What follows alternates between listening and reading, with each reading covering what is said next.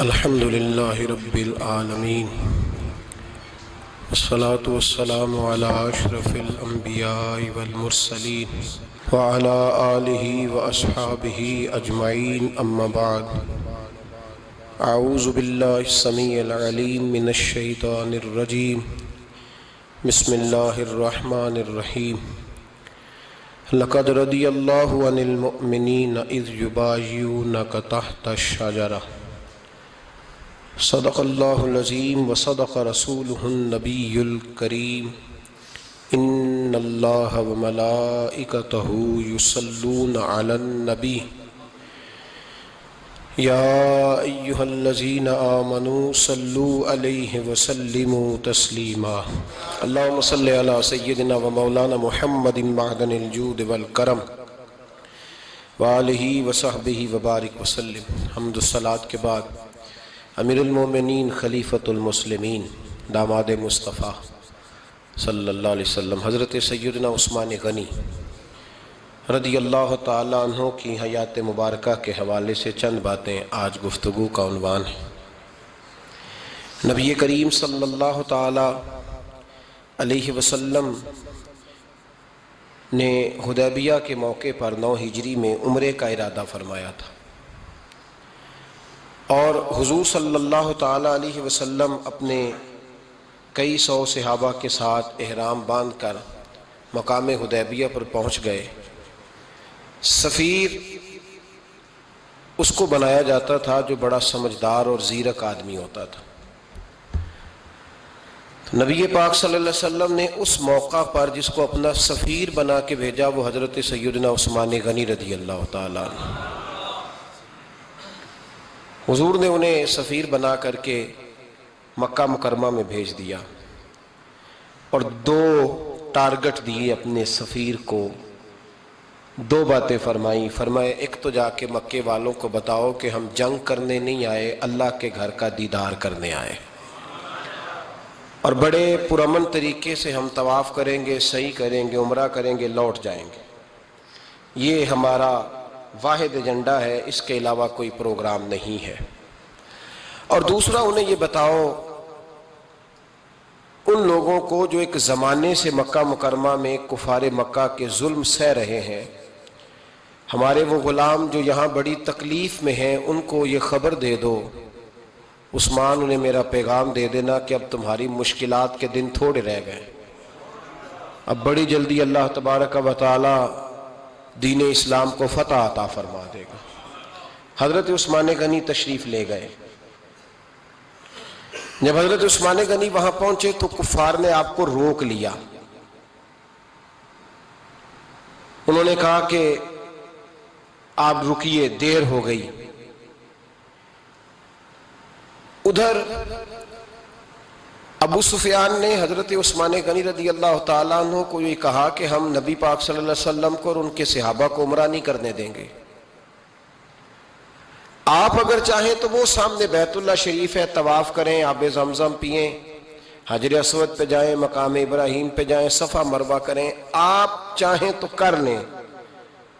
تو حضرت عثمان غنی رضی اللہ تعالیٰ عنہ فرمانے لگے میں تڑپ رہا ہوں کعبے کے طواف کے لیے، لیکن میں بیت اللہ کا طواف اسی وقت کروں گا جب آگے آگے مجھے میرے مصطفیٰ کریم نظر آئیں گے صلی اللہ تعالی علیہ وسلم۔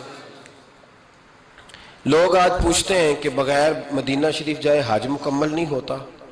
میں نے کہا مدینہ شریف کے بغیر حج ہو جاتا ہے، پر مدینے والے کے بغیر نہیں ہوتا،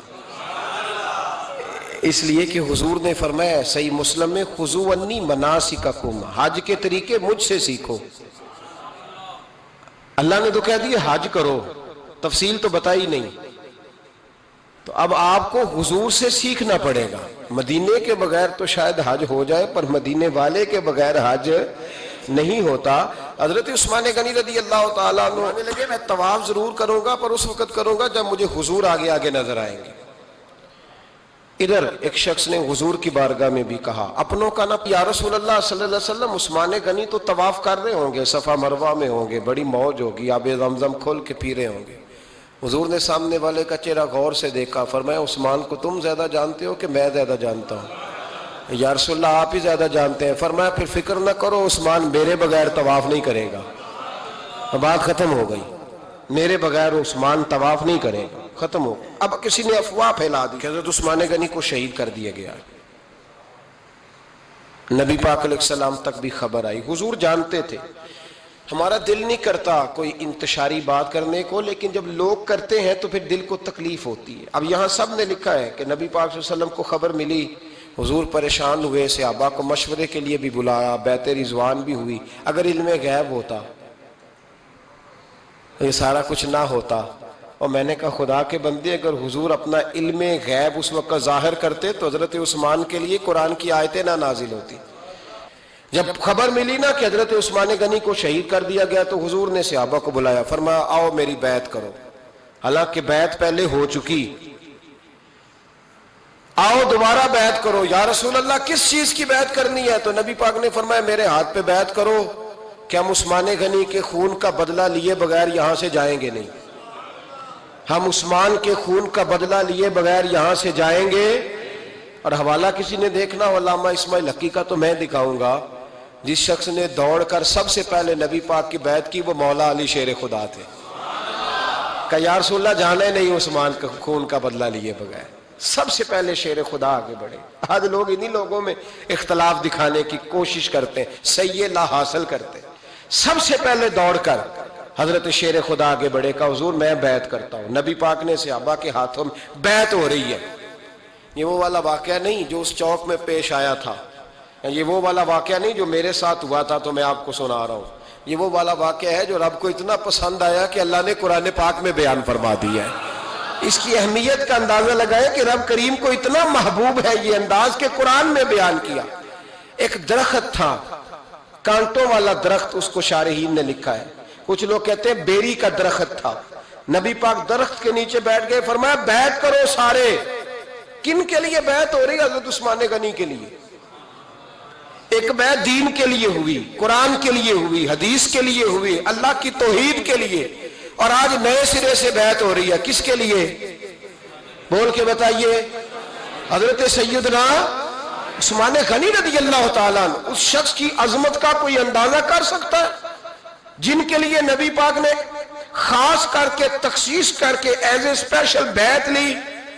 اور صحابہ نے جب بیعت کی تو اللہ کو اتنی پسند آئی کہ قرآن مجید کی سورہ فتح کی آیت نمبر 18 میں بیان کیا.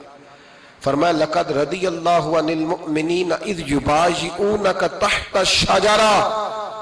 فرمایا محبوب تحقیق اللہ ان مومنوں سے راضی ہے جو درخت کے نیچے آپ کی بیعت کر رہے تھے. تحقیق اللہ ان سے راضی ہوا، ان ایمان والوں سے جو درخت کے نیچے آپ کی بیعت کر رہے تھے. درخت کے نیچے تحت الشجرہ.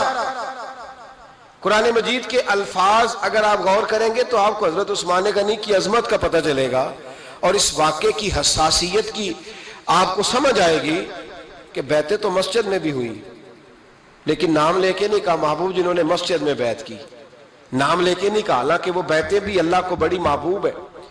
بیعتیں تو میرے بھائی نبی پاک نے بیت اللہ شریف کے پاس بھی کی، مسجد نبوی میں بھی کی، لیکن یہاں نام لے کر کوئی بھول نہ جائے. کسی نے کہہ دینا تھا کوئی اور بیعت تھی جی، لوگ شرح کر رہے ہیں نا مرضی، وہ تو کسی اور کی بیعت. نام لے کے کہا محبوب تحت الشجرہ، وہ جو درخت کے نیچے بیعت ہوئی، وہ جو بیعت درخت کے نیچے ہوئی. اور جنہوں نے بیعت کی لقد رضی اللہ عن المؤمنین، تحقیق اللہ ان مومنوں سے راضی ہو گیا. اللہ ان مومنوں سے. صحیح بخاری صحیح مسلم میں صحابہ نے پوچھا یا رسول اللہ اللہ کس طرح راضی ہوا ہے؟ فرمایا آج جس نے میرے ہاتھ پہ بیعت کی ہے رب کریم نے وعدہ کر لیا ہے سب کو جنت عطا فرمائے گا. جنتی ہو گئے سارے. حضرت عثمان غنی رضی اللہ تعالیٰ عنہ کی یہ عظمت، یہ شان قرآن پاک نے بیان کر دی کہ حضرت عثمان کے نام پر صحابہ جمع ہوئے تو اللہ تبارک و تعالیٰ نے اس واقعے کا ذکر قرآن مجید میں فرما دیا. میرے عزیز دوستو، حضرت عثمان غنی کو اللہ نے بڑی شان عطا فرمائی، بڑا مرتبہ دیا. بڑے حسین و جمیل، بڑے خوبصورت آدمی تھے.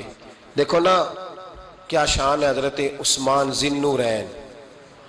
یہ ذو النورین کا کیا معنی ہے؟ دو نور کون ہے؟ حضور کی دو صاحبزادیاں. आला हज़रत फरमाते हैं नूर की सरकार से पाया दोशाला नूर का, नूर की सरकार से पाया दोशाला नूर का, हो मुबारक तुझको ज़ुन्नूरैन जोड़ा नूर का। दो नूरों वाले हजरत उस्मान गनी। एक बेटी का निकाह किया, वो विशाल कर गई, तो महबूब ने दूसरी बेटी का भी निकाह कर दी। वहां भी मुनाफिकीन चैम गोइयां करने लगे, दूसरी बेटी भी दे दी, दूसरी बेटी भी दे दी, दूसरी बेटी भी दे दी। महबूब के कानों तक आवाज गई, फरमाया ज्यादा बातें ना करो, मेरी 40 भी होती। वह खत्म हो गई बात, तुम 2-3 की बात करते हो। हदीस मुबारका के लफ्ज है, नबी पाक ने फरमाया मेरी 40 भी होती, एक के बाद दूसरी इंतकाल करती रहती, मैं सारी उस्मान को दे देता। हाथ हो गई भाई, इतना बड़ा मर्तबा, चैम गोइयां ना करो, दूसरी भी दे दी, मेरी 40 भी होती। इस हदीस का तर्जुमा यह है कि महबूब फरमाते हैं कि मुझे उस्मान पर एतबार ही बढ़ा है, मुझे उस्मान प्यारा ही बढ़ा है, उस्मान गनी की अजमत ही बड़ी है। फरमाया मेरी 40 भी होती तो मैं सारी यके बाद दीगर हजरत उसामा बिन ज़ैद रदी अल्लाह ताला अन्हु फरमाते हैं नबी पाक ने अपनी साहबजादी हजरत रुकैया रदी अल्लाह ताला अन्हा का निकाह हजरत उस्मान गनी के साथ किया, तो दोनों मियाँ बीवी प्यारे बड़े थे, हसीनो जमील बड़े। हजरत उस्मान बड़े नफीस आदमी थे, बड़ी नफासत थी, कपड़ा सादा पहनते थे, लेकिन लोग कहते हैं कभी हमने उनके कपड़ों पे धब्बा नहीं देखा, चेहरे पर इतना सा गर्द का निशान नहीं देखा। हमारे मुल्क में सबसे ज्यादा खर्चा मेकअप का आता है, पता है आपको जी? अब अगली जो बात करनी है उस पर अपने आप को वक्त कितना देते हो, सजने में, संवरने में, तैयार होने में कितना वक्त लगाते हो। फरमाने लगे हज़रत उस्मान गनी इतना तो टाइम ही नहीं है कि अपने आप को दिया जाए। तो कब्र इतने प्यारे कैसे लगते हो? फरमाने लगे अपनी वजह से नहीं लगता, हुजूर की वजह से प्यारा लगता।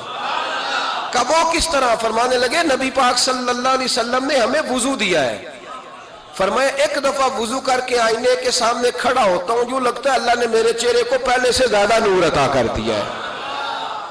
देखे ना, बाकी जिस्म छुपा हुआ है और जो जाहिर है उस पर वुजू का हुक्म है।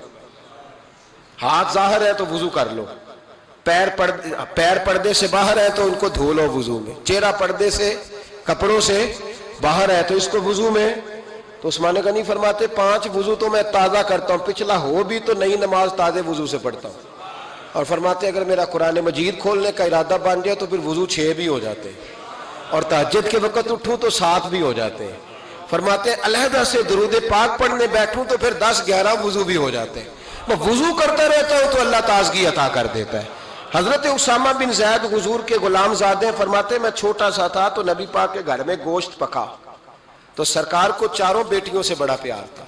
हजरत फातिमा से ज्यादा है लेकिन 4 बेटियों से बड़ी मोहब्बत थी। हजरत रुकैया और जनाब उस्मान गनी के घर में उसामा बिन ज़ैद कहते हैं हुजूर ने मुझे सालन देने भेजा, मैं छोटा सा था और अभी पर्दे की आयतें भी नहीं आई थी, हुक्म भी नहीं आया था। कहते मैं सालन देने गया, वापस आया तो मैंने उन दोनों को बैठे देखा तो मैंने इतने हसीन मियाँ बीवी कभी देखे नहीं थे और मेरी तबीयत खेल उठी। फरमाते हैं जब वापस आया ना, सरकार ने मेरा चेहरा देखा, मैंने तो बात करनी नहीं थी, हुजूर ने छेड़ दी। फरमाया मेरी बेटी और दामाद को देख के आए हो? या रसूलल्लाह देख आया हूं। फरमाया ऐसा हसीन जोड़ा दुनिया में कभी देखा है? कर या रसूलल्लाह अल्लाह की इज्जत की कसम कभी देखा ही नहीं। ये जाहिरी हुस्न अल्लाह ने हजरत सैयदना उस्मान गनी रदी अल्लाह ताला अन्हु को अता। एक बात मेरी याद रखना, हुस्न जाहिर का नहीं होता, हुस्न जाहिर का नहीं होता, जाहिर का मेकअप होता है। हुस्न हमेशा बातिन का होता है। जिन लोगों के अंदर मासूमियत होती है उनके चेहरों पे भी आई जाती है। कोई नहीं समझ आई शायद आपको।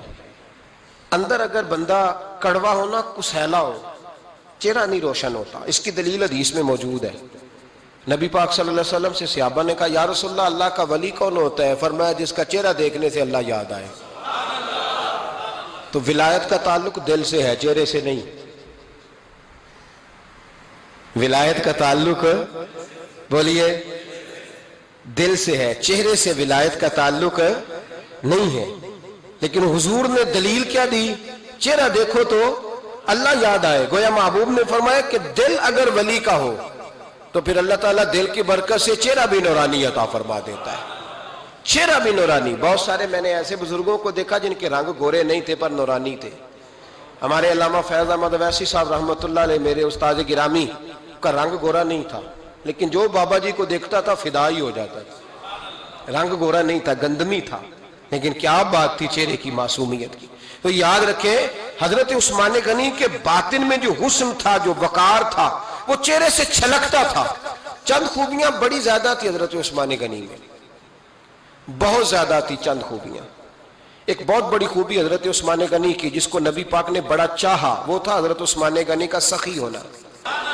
حضرت عثمان غنی رضی اللہ تعالیٰ عنہ فرماتے ہیں کہ جس دن حضور نے تبوک کے لیے جیش اسرا کے لیے اعلان کیا نا, تو حضرت عثمان غنی فرماتے ہیں کہ حضرت ابو بکر صدیق تو سارا مال لے آئے تھے, جناب عمر آدھا لے آئے تھے, مولا علی شیر خدا نے جی کھول کے دیا تھا, لیکن 800 گھوڑے بما پالان کی ضرورت تھی. یعنی 800 فوجیوں کا خرچہ, اپنے لفظوں میں بات کر رہا ہوں. فوجی کا خرچہ کیا ہوتا تھا کہ فوجی کا گھوڑا بھی چاہیے, گھوڑے کے ساتھ کجاوا بھی چاہیے, تلوار بھی چاہیے, نیزہ بھی چاہیے, تیر بھی چاہیے, لوہے کی جیکٹ بھی چاہیے. حضرت عثمان غنی کہتے ہیں نبی پاک نے اعلان کرنا شروع کیا. ایک دفعہ اعلان کیا تو میں نے کہا حضور 200 فوجی کا خرچہ میرا. تو نبی پاک نے دوسری دفعہ اعلان کیا تو کوئی اٹھا ہی نہیں, جنہوں نے دینا تھا وہ تو سارا کچھ پہلے ہی دے چکے تھے, کوئی اٹھا نہیں. کہتے مجھے بڑا عجیب لگا کہ میرے مصطفیٰ اعلان کریں. حضرت عثمان غنی فرماتے ہیں, شاہ ولی اللہ صاحب نے ازالت الخفا میں لکھا ہے کہ یوں پکڑ کے کہتے ہیں میں نے اپنا نا گریبان پکڑ لیا, عثمان تیرے نبی کو اعلان کرنا پڑ رہا. کہتے 1000 فوجی کا خرچہ چاہیے تھا, 1000 کا. عثمان کہتے ہیں تیسری دفعہ حضور نے اعلان کیا تو کہا یا رسول اللہ 200 اور ڈال لے. سنو سخی کس کو کہتے ہیں. حضرت عثمان غنی رضی اللہ تعالیٰ عنہ فرماتے ہیں میرے پاس کل خرچہ میرے پاس 800 فوجیوں کا تھا, میں سارا کچھ بھی گھر سے لے آؤں تو 1000 میں پھر بھی پورا نہیں کر سکتا تھا. لیکن جب نبی پاک نے چوتھی دفعہ کہا نا کہ اٹھو بھائی ابھی خرچہ چاہیے, عثمان کہتے ہیں مجھے لگتا تھا میرے گریبان پھٹ جائے گا, یار میرے محبوب کو اعلان کرنا پڑ رہا ہے. عثمان غنی فرماتے میں اٹھ کے کھڑا ہوا, میں نے کہا حضور اب آپ نے اعلان نہیں کرنا, آپ 1000 ہی میرے کھاتے میں ڈال دیں, میں سب کا بندوبست کرا دوں گا. فرماتے میں نے 200 فوجی کا خرچہ پکڑ دکڑ کے پورا کیا. 200 کا خرچہ, غریب اصل میں اللہ سے تجارت نہیں کرتا اس لیے امیر نہیں ہوتا. غریب اللہ سے تجارت کرے نا, اللہ سے, اس کے رستے میں 200 دے کے 70 گنا کی امید رکھے یہاں بھی وہاں بھی, پھر امیر ہو جائے. یہ تجارت نہیں کرتا, یہ کہتا ہے اللہ کے رستے میں امیر خرچ کریں گے, میری نہیں ڈیوٹی. حضرت عثمان غنی کہتے ہیں میرے پاس 800 کا بندوبست تھا, میں نے 1000 کا دیا. حضور تشریف لے گئے. فرماتے ہیں جہاد سے جب واپسی ہوئی نا, ایک ایسا سودا تھا جس میں سے مجھے نفع کی امید ہی نہیں تھی, پر اللہ نے مجھے 11 گنا نفع عطا فرمایا. مالا والے سخی نہیں ہوں, سخیاں کل مال. دیکھیں نا جنت البقیع, وہ والا قبرستان جس میں کوئی دفن ہو جائے تو نبی پاک کی سفارش کا حقدار ہو گیا. وہ والا قبرستان جس کا نام ہی جنت ہے. وہاں نا ایک یہودی اپنے جانور باندھا کرتا تھا, تو سرکار ایک دن اس طرف گئے تو واپس آئے. حضرت عثمان غنی قریب کھڑے تھے. نبی کریم صلی اللہ تعالی علیہ وسلم نے فرمایا عثمان اس جگہ کی طرف ذرا چکر لگانا, جگہ بڑی اچھی ہے. عثمان غنی گئے, جگہ خرید کے واپس آ گئے. حضور نے فرمایا ہوا ہے عرض کی حضور خرید آیا ہوں. فرمایا میں نے تو چکر لگانے کا کہا تھا. کہا یا رسول اللہ آپ نے یہ بھی تو فرمایا تھا جگہ بڑی اچھی ہے, تو جس کو آپ نے اچھا کہہ دیا یہودی کے پاس تو نہیں نہ رہنی چاہیے, تو میں نے خرید دی. شرم نہیں آتی لوگوں کو.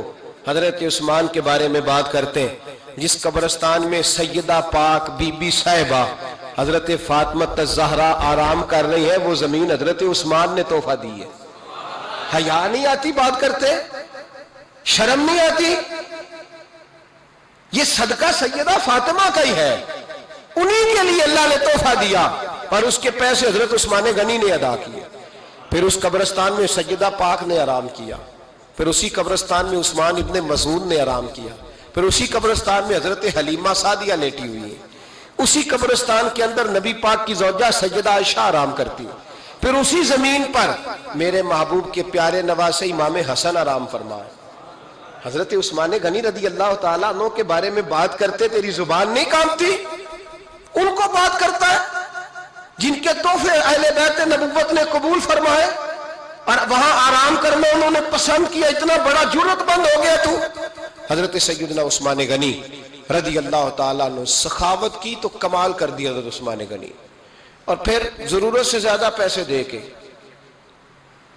وہ کنویں کی بات بڑی معروف ہے، میں نے بس اشارہ کرنا ہے، نبی پاک نے بھی اعلان کیا تو بڑا ہی اعلان کر دیا، فرمایا وہ میٹھے پانی کا کنواں ہے، قبضہ یہودی کا ہے، جو بندہ خرید کر وقف کرے گا نا اسے کیا ملے گا؟ تو حضور نے فرمایا میری جیب میں جنت کی ٹکٹ ہے، میں اسے جنت دے دینی، یہ ہے عرض جنت، یہ طیبہ کی زمین ہے، جنت بھی یہی، مال کے جنت بھی یہی ہے، جنت لے لے مجھ سے، لے لے۔ حضرت عثمان غنی گئے، اس کو کہا بھائی کنواں میرے ہاتھ بیچ دے، کنویں کی قیمت تھی 500-700 دینار،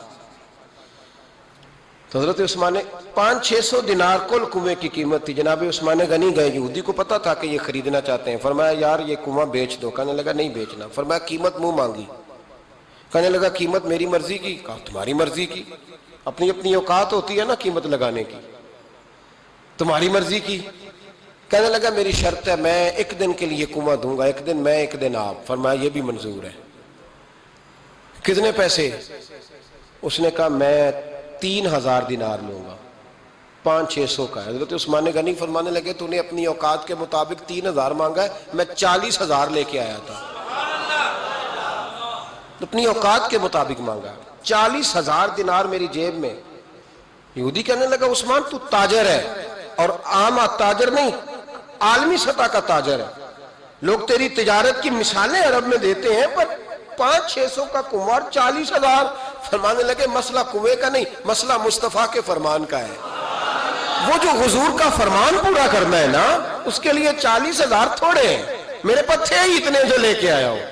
حضرت عثمان نے پیسے چکائے، اس نے کہا ایک دن پانی ملے گا، فرمایا منظور ہے، وہ ایک دن بیچا کرتا تھا پانی، حضرت عثمان نے اعلان کر دیا جو میرا دن ہے نا فری پیو، اپنے بھی پیو، بیگانے کا اعلان کوئی نہیں کرنا، میرا کوئی پروگرام نہیں، لیکن آپ مطلب ہلکا ہلکا ایسے ایسے دیکھیں گے، سوچیں گے، غور کریں گے، او بھائی پیسہ بھی بانٹنے سے، چلو بولو تو صحیح نا، اس پر بھی آپ حامی تو بھرے نا، سچی بات کر تو لینی چاہیے نا، چلے عمر آپ 2 سال کے بعد کر لینا، 6 سال کے بعد کر لینا، پر ہاں نہ تو صحیح کرے نا، پیسہ بھی ہمیشہ بانٹنے سے۔ ملا رومی رحمت اللہ علیہ فرماتے ہیں کنویں سے سادہ پانی نکل جائے تو تازہ آ جاتا ہے، اور اگر پانی کنویں کے اندر رہے سارا ختم نہ ہو تو باسی ہو جاتا ہے، اس لیے فرمایا کرتے تھے میں اس کنویں سے پانی پیتا ہوں جس پہ رش زیادہ ہوتا ہے، اس لیے کہ وہاں سے پانی ختم ہوتا ہے تو تازہ آتا رہتا ہے۔ فرماتے تو اللہ کے رستے میں سارا خرچ کر دے، اللہ تازے عطا کر دے گا اور پہلے سے زیادہ عطا کر دے گا۔ میرا آپ کا مسئلہ یہ ہے کہ تجارت بندوں کے ساتھ ہے، بندوں کے ساتھ جو تجارت ہے نا بندے کنجوسی کر جاتے ہیں، بندے کا تو صحیح کام چل جائے تو پارٹنر کو فارغ کر دیتا ہے تو فارغ ہے، اور اگر کبھی کسی کی دکان میں کوئی کرایہ دار اچھا اس کی دکان چل جائے تو مالک کہتا ہے تو جا اب دکان میں نے خود کھولنی ہے، وہ فارغ کر دیتا ہے۔ بندوں کا تو مزاج ہے، اور اللہ تبارک و تعالیٰ سے جب تجارت ہوتی ہے نا، میں نے ایسے لوگ دیکھے ہیں جن کے گھروں میں لاکھوں روپیہ ماہانہ آتا ہے، غربت نہیں جاتی، ان کو سوچنا چاہیے کہ کثرت والا پیسہ آیا ہے پر برکت والا نہیں آیا۔ حضرت عثمان غنی رضی اللہ تعالیٰ عنہ فرماتے ہیں کہ میں نے پہلے بھی میں بڑا تاجر تھا، لیکن جب سے مصطفیٰ کے نام پر خرچ کرنا شروع کیا، پھر کہاں کہاں سے آیا کب، اور بڑی سیانی بات فرماتے ہیں، آپ فرماتے ہیں میں کلمہ پڑھنے سے پہلے تجارت کو وقت زیادہ دیتا تھا، اور مسلمان ہونے کے بعد میں نے تجارت کو ٹائم تھوڑا دیا، پر اللہ نے روزی مجھے زیادہ عطا فرمائی، اس لیے برکت پر ہماری توجہ نہیں رہی، غیبی خزانوں پر خیال ہم نے چھوڑ دیا ہے۔ غیبی خزانوں سے جو چیز ملتی ہے وہ زیادہ ملتی ہے، جو مادی ذرائع سے ملتی ہے وہ چیز کم ہوتی ہے۔ حضرت عثمان غنی پر الزام لگا جب آپ کا دور حکومت تھا، یہ یاد رکھیں کہ سب سے زیادہ الزامات حضرت عثمان غنی پہ لگائے گئے، بڑی بات یاد رکھنا، کہا گیا کہ حضرت عثمان لوگوں کو نوازتے بڑا ہے، بڑا دیتے حضرت عثمان غنی، تو حضرت عثمان غنی فرمایا کرتے تھے حکمران تو میں آج بنا ہوں تو میں تو پہلے بھی بڑا دیتا تھا، وہ کس خزانے سے دیتا تھا؟ آپ جواب دیا کرتے، دیکھیں ذرا، لاکھوں لوگ حج کرنے آتے تھے، پر حضرت عثمان غنی حج کرنے جاتے تو اعلان کر دیتے کہ کوئی حاجی حج کے موقع پر آ کے کھانا نہ پکائے، سب کو کھانا عثمان غنی اپنی جیب سے دیا کریں گے۔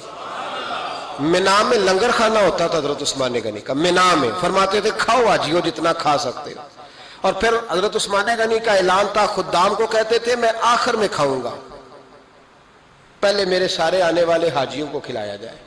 ایک مجھ سے ایک دوست نے سوال پوچھا 4-5 دنوں کے، کچھ سوال ایسے ہوتے ہیں جو بندے کو چوراہے پہ لا کے کھڑا کر دیتے ہیں، زندگی میں نہ بھولنے والے سوالات ہوتے ہیں۔ ایک شخص نے سوال پوچھا، کہنے لگا اوکاڑے دینی اور مذہبی گھرانہ ہے، اوکاڑے سے تعلق ہے، میرے ساتھ محبت کا رشتہ ہے، کہنے لگے بیٹی کی شادی کر دی ہے راول پنڈی میں، آپ کی بھی بیٹیاں ہیں میری بھی بیٹی ہے، بیٹی کی شادی کر دی ہے راول پنڈی میں، اب بچی چند دن رہنے آئی ہے، پوچھنا یہ ہے کہ نماز پوری پڑے گی کہ قصر پڑے گی؟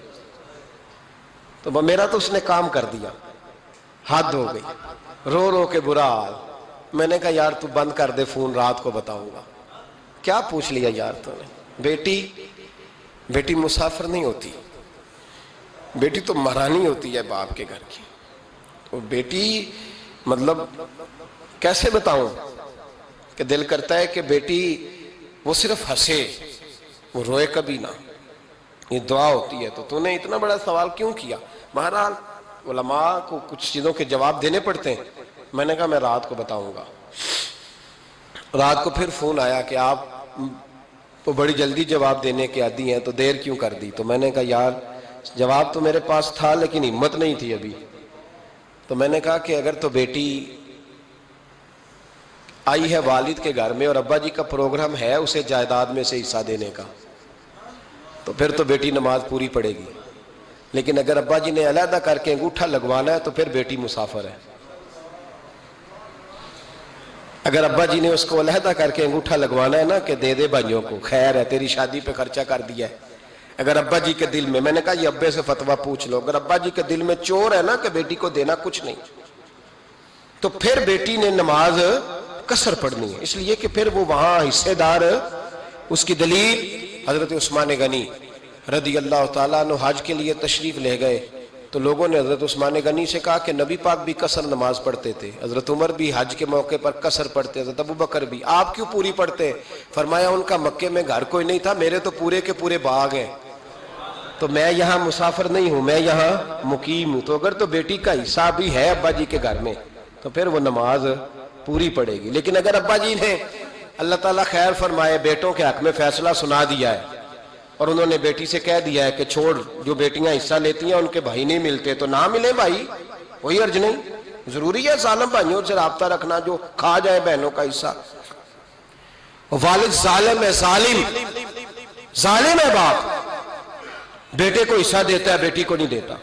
اور یہ 1.5 مربے والے جاگیردار کی بات نہیں کر رہا، جس کا 4 مرلے کا مکان ہے اس کی بیٹی کا بھی حصہ بنتا ہے۔ کیوں کھاتے ہو بیٹیوں کا حصہ؟ ڈر نہیں آتا اللہ تعالیٰ سے؟ کیوں کھاتے ہیں لوگ بیٹیوں کا حصہ؟ جب اللہ رسول نے رکھا ہے تو کیوں کھا جاتے؟ اور پھر کہتے ہیں جناب بڑا پیار ہے بیٹی سے، رونے دھونے کے لیے پیار ہے۔